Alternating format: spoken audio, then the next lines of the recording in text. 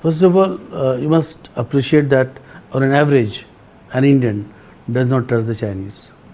Because of the 1962 war experience, they were saying Hindi Chini bye bye, and then they backstabbed. They attacked India. It was a war which we would not like to remember. Then they have not been consistent. They have been hegemonic, and they try to indulge in expansion. They must appreciate, the whole world must appreciate that it's not the world of expansion anymore. You cannot grab territory of any sovereign country. The era of war is over. So an average Indian would not feel good about using Chinese product, although they can't help it because it is cheaper and it is easily available today. So we need to find those alternatives.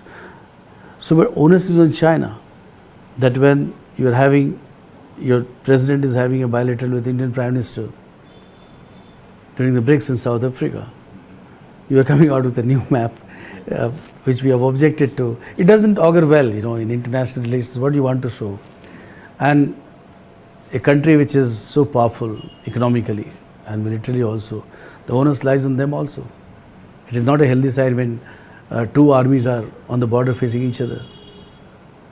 Must be done to de-escalate, because finally it is economy that will prevail. And India has always worked under rule of law. We have followed the principles of rule of law. We believe in negotiating, we believe in talking. War is not a solution. China is free to have its own one belt, one road initiative if it is for economic development, but it should not come at the cost of other countries. Like, territorial claims are there. If, say, for Pakistan gives some territory to China, which Pakistan doesn't have, then naturally there would be a problem. It would create heartburn, isn't it? So China should also understand that if you are doing on neutral land for your economic development, we have absolutely no problem. Every country should do that. And that is the perspective which China should also look at India when India is joining this new corridor, because it's going to create wealth, it's going to create economic opportunities, prosperity. You have transport linkages up to Europe. It's going to be incredible economic gainer. We are very happy about it, and we are sure that once it is done, then it will be a great economic churner for the entire world. Like we used to have silk routes. So naturally it's going to be another economic corridor.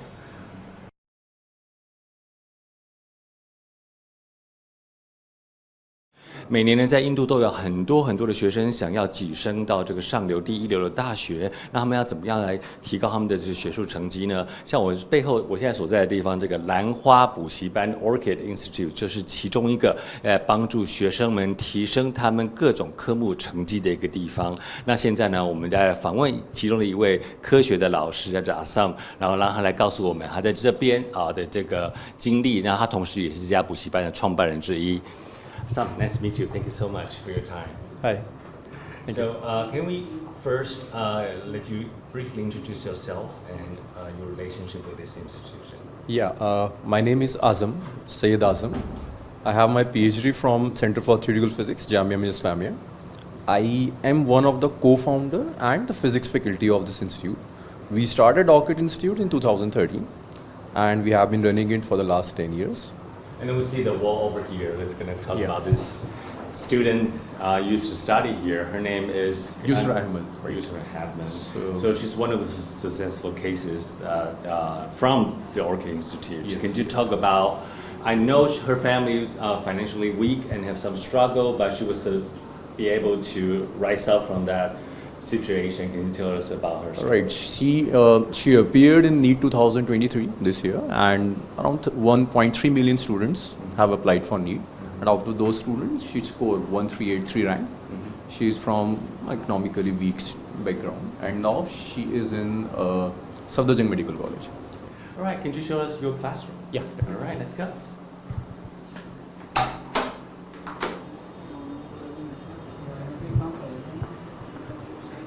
So this is the corridor, classroom number 5. Hello everyone. So we are here in the classroom number 5, which is your science class. This is physics classroom, class 11 students. So all these students are preparing for both the JEE as well as NEET exams. Okay. So how many students right now in this classroom? Currently, there are around 30-35 students. The strength is 40-45 students. They usually sit in this classroom. Okay. Can you tell us about the student body you usually have in terms of age, gender? And Yeah, they are background? mostly 14 to 16 years of age, right? Yes. And they are usually from the locality, from Jaminagar only. Most of the students here, and we are from the middle class or the lower middle class families.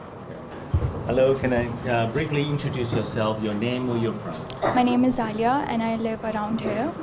So I'm preparing for JEE and it is a competitive exam. As we all know, all over around the world, JEE is one of the most toughest exams. So we obviously need help and guidance to cope up with the syllabus and prepare for the examination. The fact that you are in this class means you are interested in physics. Yes, I'm obviously very much interested in physics, especially astronomy. So what do you want to get from this class? What's your future? I was basically focusing on engineering, and this institute had really helped me to focus on that goal. Especially here, I never feel like I'm preparing for a competition. Instead, I feel like I'm really studying. It is really driving me for having a crazy future. Let's walk around. Thank you, guys. Thank you. Let's go to the office. I got caught. Oh, there's another door. I didn't know that. So here's the wall of fame, right? So there's all those successful cases. Can we come up here? No. Students that graduated in the first or second years probably already have a career. Can you tell us? Yeah, there are few students. Some names that I can remember. One is Kashif. He's in Safdarjung Medical Hospital. He's a doctor there. And there's plenty of students who have finished their engineering, their medical, and they are doctors and engineers somewhere. All right. Thank you very much. Thank you.所以我们看到呢，在这个兰花补习班呢，有很多的学生都取得了成就，包括刚才老师所提到的，有一个学生是已经当医生了所以呢，我们刚刚看到很多的小朋友，包括女孩子呢，也对这个科学很感到兴趣，所以在这边呢，有很多这个坐育英才的机会。美国驻印办公室的黄毅在印度新德里的报道。你知道，当全球领导人来到新德里参加 G20 峰会的时候，如果他们生病了，要去哪个医院看病吗？这就是其中一家。Have you guys ever received any prestigious guest, like a president of some country or? Well, I don't know if I'm allowed to talk about it or not. We had 20 odd heads of state in India yesterday, day before yesterday. We were the hospital actually for some of them. I won't name them, but let's say the leader of the free world was one of them.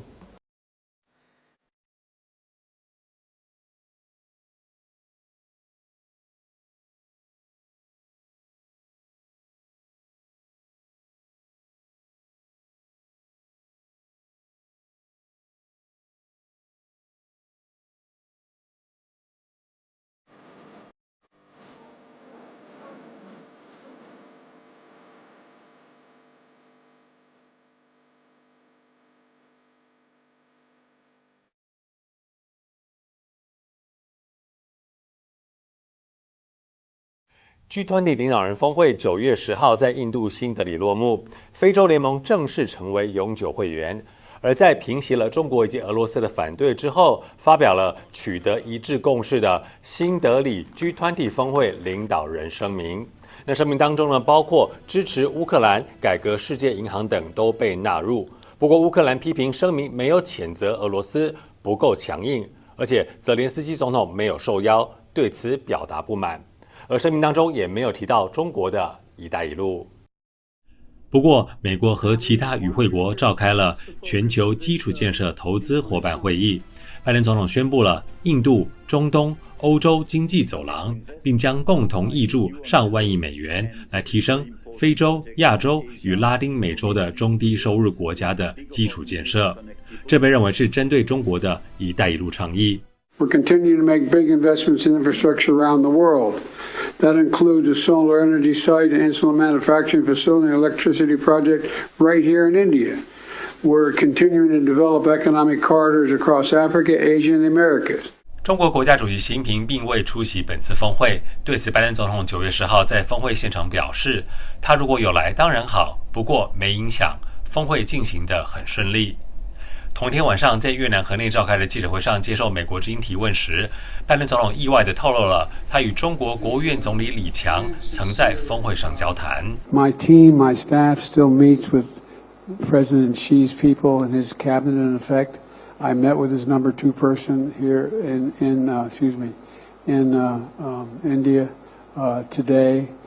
So it's not like there's a crisis if I don't personally speak to him. It'd be better if I did. We talked about at the conference overall. We talked about stability. We talked about making sure that the third world, the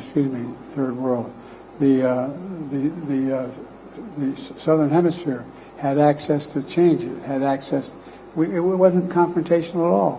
对于习近平的缺席，拜登总统表示，习可能是因为国内经济、青年高失业等，选择不出席本次G20峰会。拜登总统认为，这将让中国更无力攻打台湾。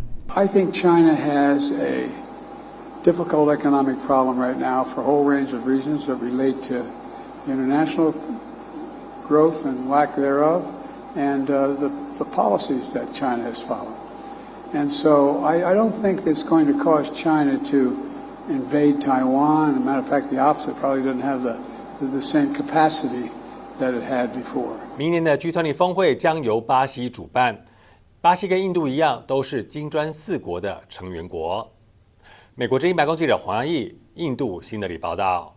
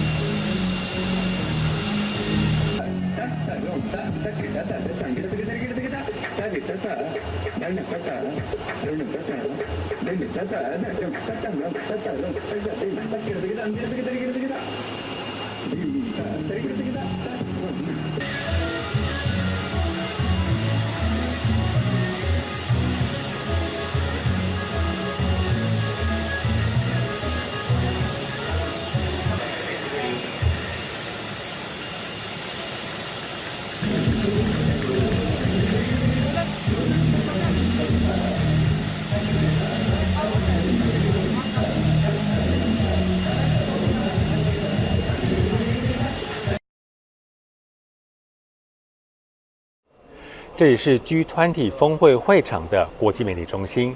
印度政府准备了包括像我手上这一杯印度奶茶等充满印度风味的丰盛餐点。现场也有各种别具巧思的形象展示。不过呢，场内场外是2个世界。与会者吹着冷气，抗议者却得顶着烈日高温，在峰会会场封锁线外的街头抗议。西藏青年大会9月8号下午在峰会会场20公里外的旧德里城区进行抗议。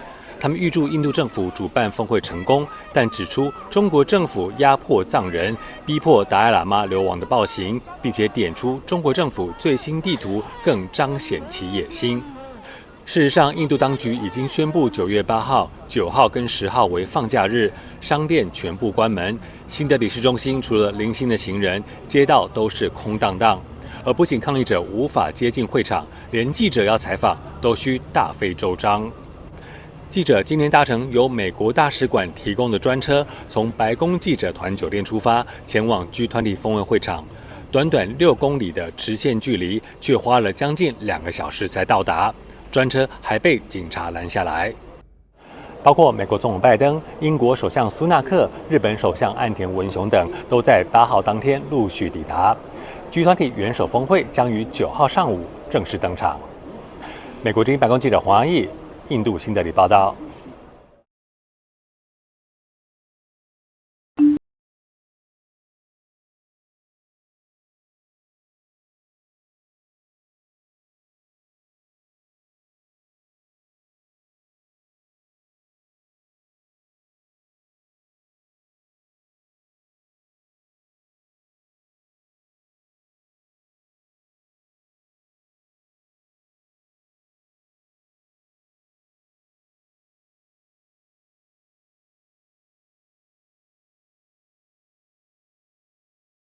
So it will be a combination of the G7 countries plus the global south minus Russia and China.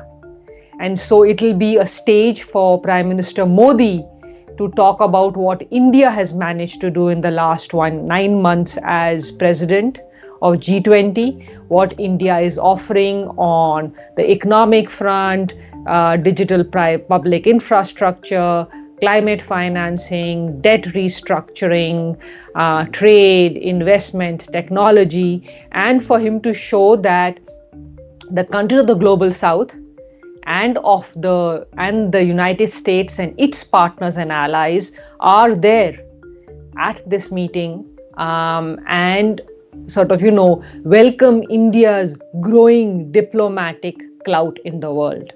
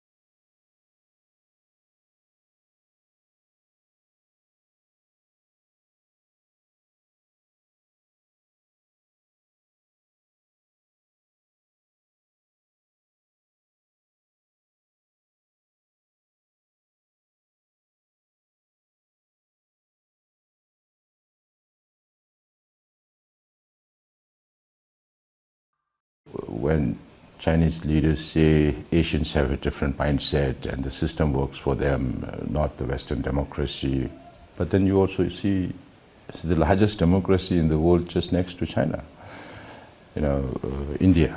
So it's the commitment of the leadership, whether you want to transform into a peaceful society or not. Because right now, China is in a huge crossroad, I believe, because President Xi is in his third term, and nobody knows whether he will continue or not after that. There are no signs of leadership change or upbringing in the younger generation.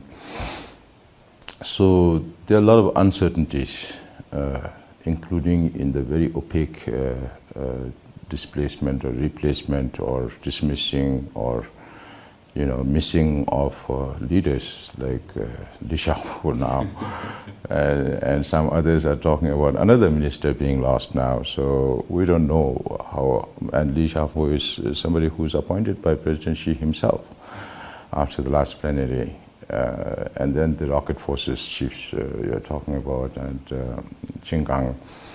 So all these are adding to the mystery and more confusion over understanding what Chinese leaders are really thinking about. So nobody is against China growing peacefully and giving freedom to its own people also, and maintaining better relations with a more responsible relationship with the whole international community. But unfortunately, right now, every new law or amendment to existing laws that are always ambiguous in nature are becoming more and more strict.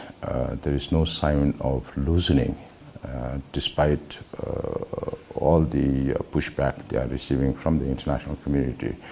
So they can't have it both ways. They want the international community's market, particularly improved relations with the United States and European market. They need the Southeast Asian market. But at the same time, they want to maintain their hegemony in the region.